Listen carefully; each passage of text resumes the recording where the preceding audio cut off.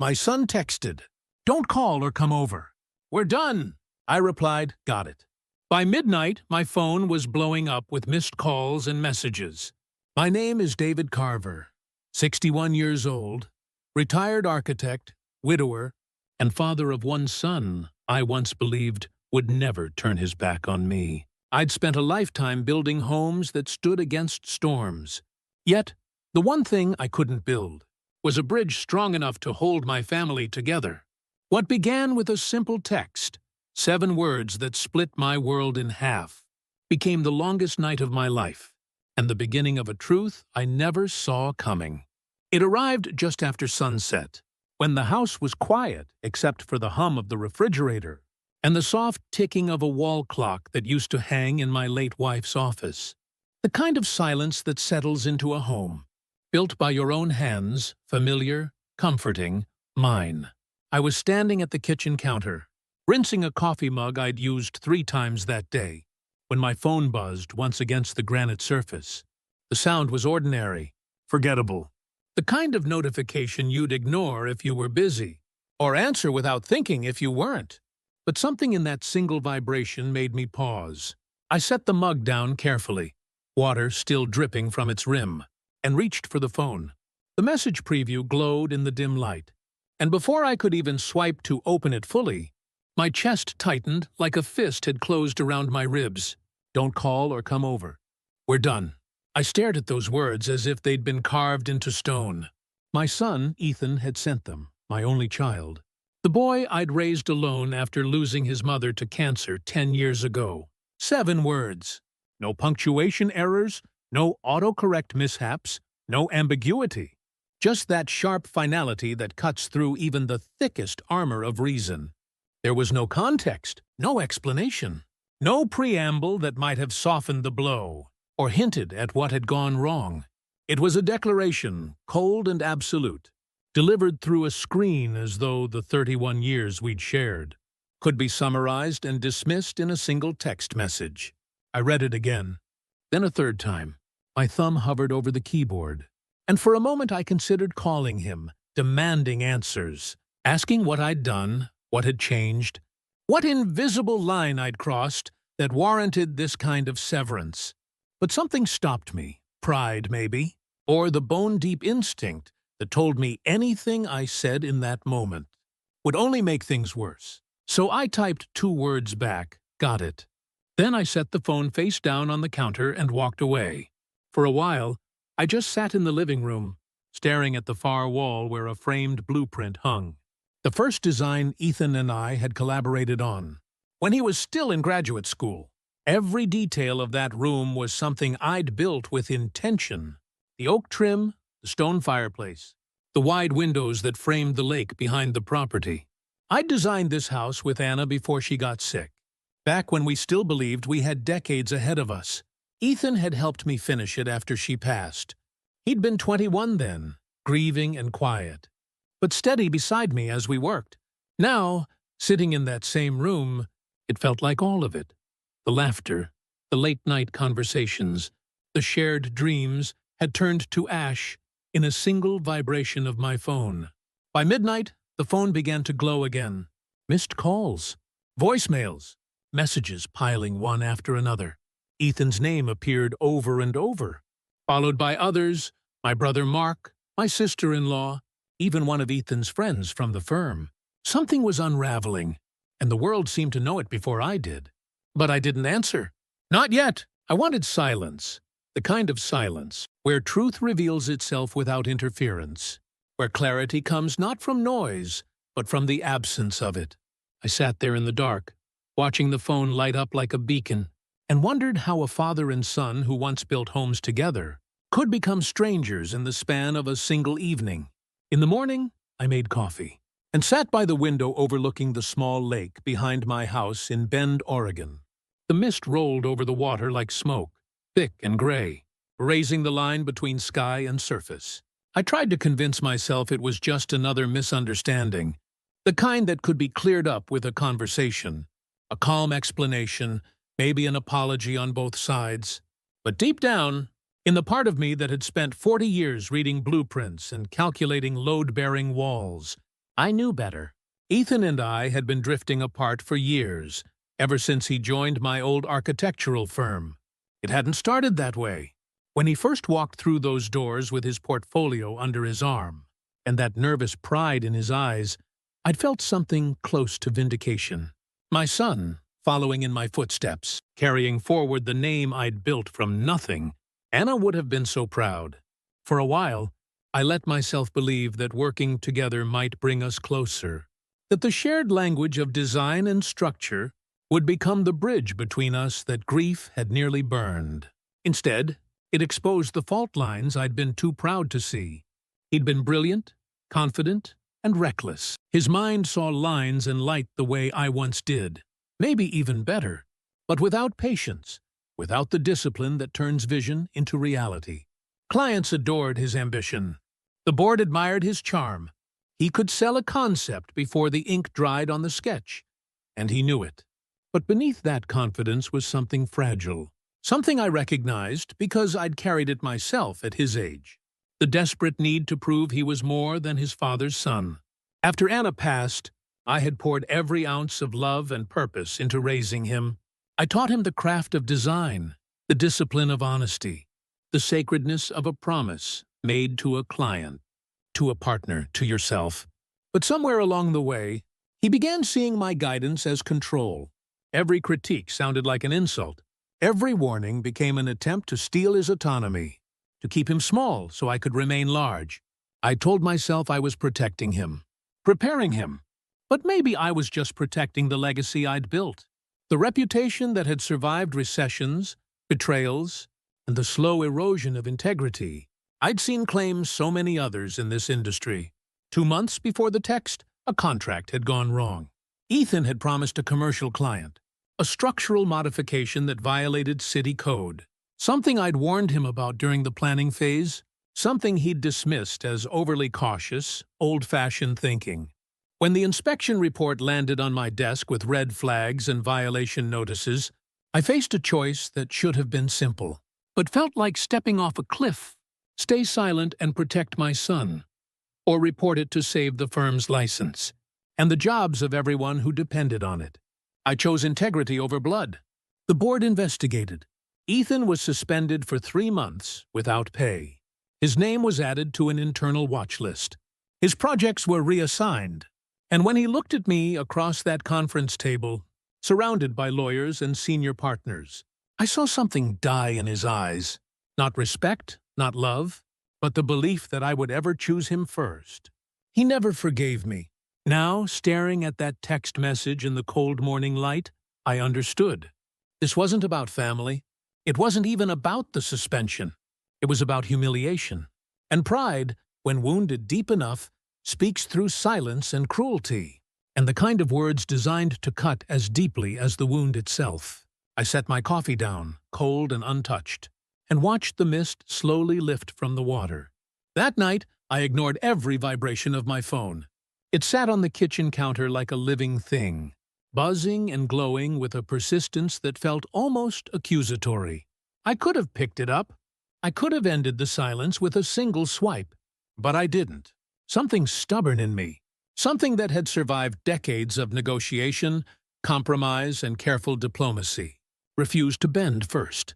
I cooked dinner I didn't eat, grilled chicken that turned cold on the plate, vegetables that wilted under the kitchen light. I poured coffee I didn't drink, watched it go from steaming to room temperature, to something resembling neglect. And I walked through the empty rooms of my house like a man searching for echoes, for proof that the life I'd built here had been real, and not just an architect's rendering of what family was supposed to look like. Each space held pieces of my life with him. The wooden plane he'd carved at 10, still sitting on the mantel with its crooked wings and uneven paint. The framed blueprint of our first home design, a modest 2-story in southeast Portland, that we'd sketched together over Christmas break during his sophomore year of college. The family photo at Crater Lake, all 3 of us squinting into the sun, Anna's hand on Ethan's shoulder, my arm around her waist. In that moment, frozen behind glass, we looked unbreakable. In all those moments, I'd believed we were. But parenthood isn't about permanence. It's about surrender. about accepting that the child you raise will eventually become someone you don't fully recognize, someone who will make choices you don't understand, who will walk away from you, and toward a version of themselves you had no hand in creating. I'd taught him to build. I'd taught him to measure twice and cut once. I'd taught him that a foundation must be solid, or everything above it will eventually collapse. But I never taught him how to forgive me for being human. By the third day, I began listening to the voicemails. I sat in the study with the lights off, phone pressed to my ear, and let his voice fill the silence I'd been nurturing like a wound. The first few messages were angry, sharp, clipped sentences that barely concealed the fury underneath. Then desperate, then panicked. His voice trembled near the end of one recording, stripped of all the professional polish he'd cultivated at the firm. And he said only, "Dad, please call me. It's not what you think." I listened to that message 3 times, trying to decode what he meant. What wasn't what I thought? The text? The suspension? The years of distance that had calcified between us like old mortar? Still, I waited. Something inside me, pride maybe, or the architect's instinct to let a structure settle before inspecting the cracks, said to let the dust settle before stepping into whatever storm awaited. On the 4th day, I received a letter. It arrived by courier, hand-delivered to my door by a young man in a pressed shirt, who asked for my signature before handing me a thick manila envelope. Ethan's name was printed on the return address, alongside the firm's legal department. My heart sank before I even opened it, the weight of the paper suddenly too heavy for what it was. Inside was notice of an embezzlement investigation, not against me, but against my son. Large sums had been transferred from project budgets into a private account under his signature. Dates, amounts, transaction codes, all laid out in cold, bureaucratic precision. The firm's managing partner, Bob Mallory, had copied me as both founder and former principal, a professional courtesy that felt more like a knife twist than a gesture of respect. I read the letter twice, then a third time. Each word sank deeper into my chest like stones into water. So that was it. The message, the silence, the panic, the calls. The son I'd taught integrity had crossed the line I'd built my entire life to protect. And somewhere in the chaos of his unraveling, he'd tried to erase me first, before I could see what he'd become. The following evening, I drove to the firm's office in downtown Portland. It was past business hours, and the streets were slick with rain, reflecting the yellow glow of streetlights in long, warped streaks. I hadn't planned to go. I'd spent the entire day pacing my house, rereading that letter until the words blurred together, trying to make sense of how the boy I'd raised, the one who used to ask me why buildings stood up instead of fell down, had become someone capable of theft. The lights in the building were off, except for the glow from Ethan's corner window on the 3rd floor.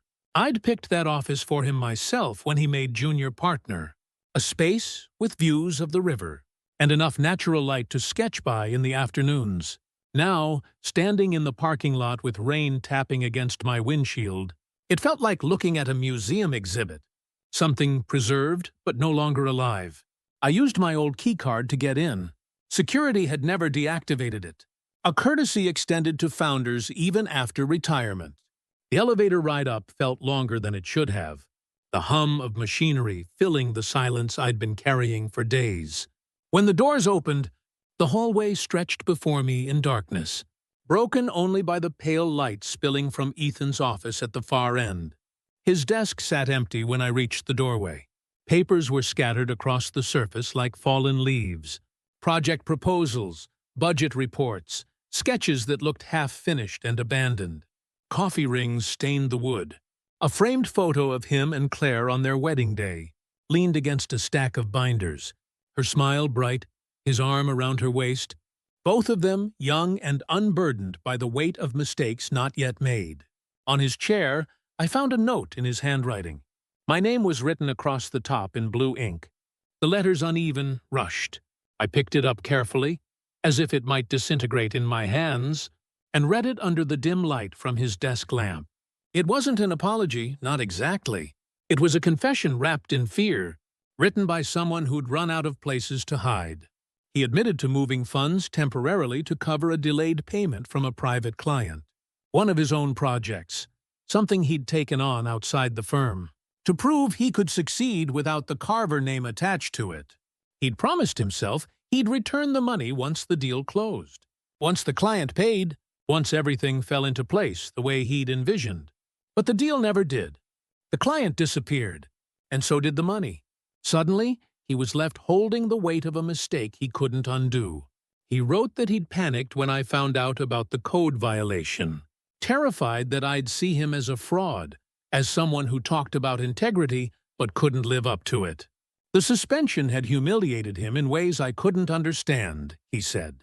It had stripped him bare in front of colleagues who used to respect him, in front of clients who'd trusted him, in front of Claire, who'd married a man she thought had his life together.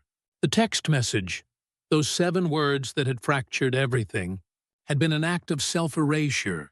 He'd sent it in shame, not anger. He couldn't face me knowing what he'd done. He couldn't bear the thought of watching disappointment settle into my eyes, the way it had during that board meeting. So he'd tried to cut me out first, to end things on his terms, before I could end them on mine. The phone calls, the messages, the desperation in his voice, they weren't accusations.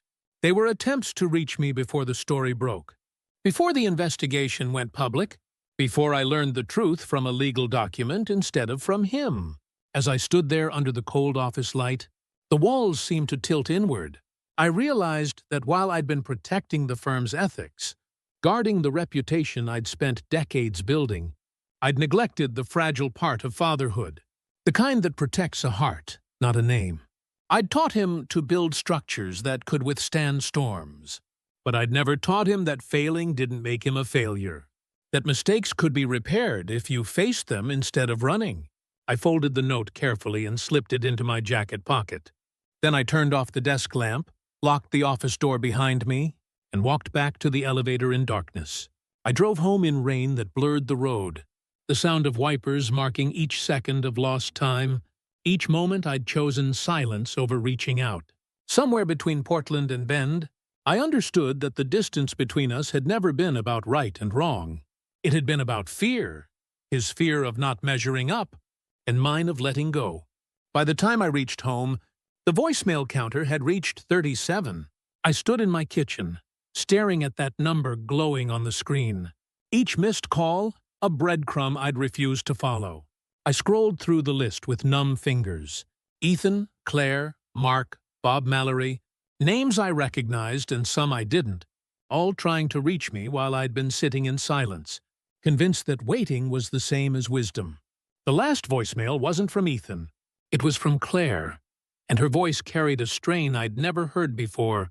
Not anger, not accusation, but something far more frightening. Exhaustion. Defeat. She said Ethan had been hospitalized after collapsing from exhaustion and stress. His body had simply given out, she explained, the way a structure fails when too much weight is placed on a compromised foundation. The board had suspended the charges pending review, but his health had taken the heavier blow. She gave me the hospital name, the room number, and then the line went quiet for a moment, before she added softly that he'd been asking for me. I didn't wait for morning. I didn't change clothes or pack a bag or think about what I'd say when I got there.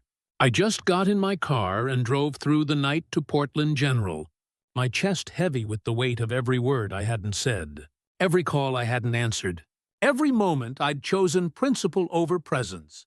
The hospital was a maze of fluorescent lights and antiseptic smells, corridors that all looked the same, nurses moving past like ghosts in scrubs.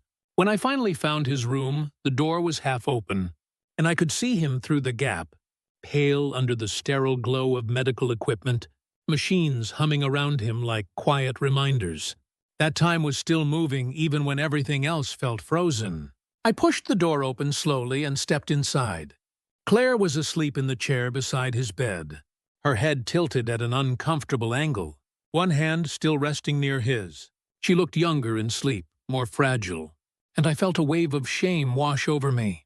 For all the times I'd forgotten she was caught in the middle of this, loving both of us and unable to fix either.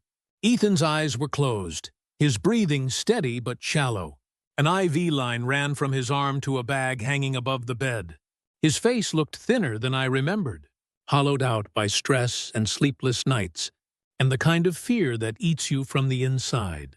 For hours, I sat in the chair on the other side of his bed, watching the rise and fall of his chest, replaying our years in my mind like an architect reviewing old blueprints. The first bike ride where I ran beside him holding the seat until he shouted for me to let go. The late-night drafting lessons at the kitchen table, where he'd fall asleep with a pencil still in his hand. His first design award, where he'd thanked me in front of a room full of people, and I'd felt prouder than I had at my own achievements. All of it undone by silence. All of it fractured by the space I'd let grow, between wanting him to be strong and allowing him to be weak. When the nurse entered at dawn, she moved quietly, checking monitors and adjusting tubes with practiced efficiency. She handed me his phone from the nightstand, told me they'd found it in his jacket pocket when he was admitted. The screen was cracked, spiderwebbed across the glass like the fractures in everything we'd built together. I unlocked it. His passcode was still Anna's birthday, something that made my throat tighten. Inside were half-typed messages to me filling his drafts folder. Messages he'd started and deleted, started and abandoned, started and couldn't finish. None of them sent. One said simply, "I didn't know how to fix it." Another began with "I'm sorry" and trailed off into nothing. A third was just my name, typed and retyped, as if saying it enough times might bring me back. That morning, as the sun began to rise, I walked outside and sat on a bench overlooking the river. The city was waking up around me. Traffic building, people hurrying past with coffee cups and briefcases. The world continuing as if nothing had changed. The water moved slow and dark, reflecting the gold light spreading across the sky. I pulled out my phone and scrolled back to the message that had started everything. The one I'd read so many times I could recite it from memory. "Don't call or come over. We're done." I didn't delete it. I couldn't. It had become a scar I needed to keep, not as pain, but as proof of how quickly love can crumble, when pride speaks louder than truth, when silence becomes a weapon instead of a refuge. In the weeks that followed, Ethan recovered slowly. His body healed faster than his spirit, but he healed nonetheless. The firm reached a settlement after he agreed to repay the funds and resign quietly. The board reinstated him on probation with another company, a smaller practice where his name wouldn't carry the weight of expectation or legacy. He and Claire moved to Seattle soon after to start over, to build something new in a place where the past couldn't follow them so easily. We didn't talk much at first. The silence between us had been too loud for too long, and neither of us knew how to fill it, without stumbling over the wreckage of what we'd been. But once in a while, a message would arrive on my phone, a photo of a building he'd designed, clean lines and open spaces that reminded me of his mother's sensibility more than mine. A note saying he'd thought of one of my old sketches while working on a project. Small things, careful things, the kind of messages you send when you're testing whether a bridge can still hold weight. And I'd reply simply, the same 2 words I'd sent that first night. Got it. It wasn't forgiveness. Not yet. Forgiveness takes time, requires more than words, demands that both people acknowledge the hurt and choose to carry it together instead of alone. But it was a start. It was the first nail in a new frame, the first line on a blank page. Sometimes healing begins with the same 2 words that ended everything. Sometimes the foundation you build the second time is stronger because you know where the cracks are, because you've learned that integrity without compassion is just another word for pride. And pride, left unchecked, will collapse everything you've built. I keep that text message still. I look at it sometimes, late at night, when the house is quiet and the lake is dark. And I'm reminded that I'm 61 years old and still learning what it means to be a father. It reminds me that love isn't about being right. It's about being present. It's about building something strong enough to hold both the weight of your mistakes and the hope that tomorrow you might do better. Ethan and I are still building, still measuring, still learning to trust the foundation we're laying together, one careful word at a time. and maybe that's enough. Thank you for being here. Don't forget to subscribe, and feel free to share your story in the comments. Every voice has value.